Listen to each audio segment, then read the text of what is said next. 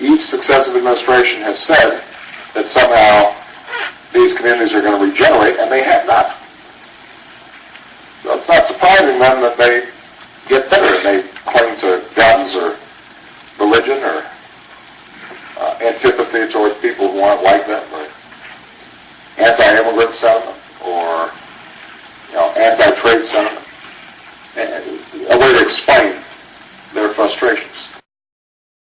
I was in San Francisco talking to a group at a fundraiser, and somebody asked me, well, how are you going to get votes in Pennsylvania? What's going on there? We hear that it's hard for some working class people to get behind your campaign. Why is that?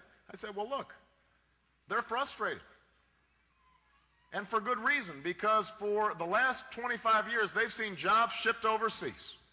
They've seen their economies collapse. They have lost their jobs, they've lost their pensions, they've lost their health care, and for 25, 30 years, Democrats and Republicans have come before them and said, we're going to make your community better. We're going to make it right. And nothing ever happens. And of course they're bitter. Of course they're frustrated. You would be too. In fact, many of you are. Because the same thing has happened here in Indiana. The same thing happened across the border in Decatur. The same thing has happened all across the country. They don't vote on economic issues because they don't expect anybody's going to help them.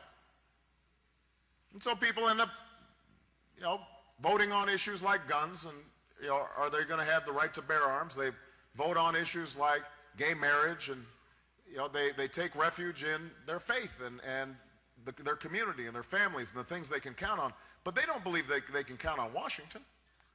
I'm in touch.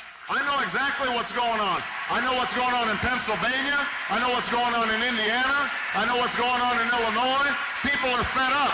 They're angry and they're frustrated and they're bitter, and they want to see a change in Washington, and that's why I'm running for President of the United States of America.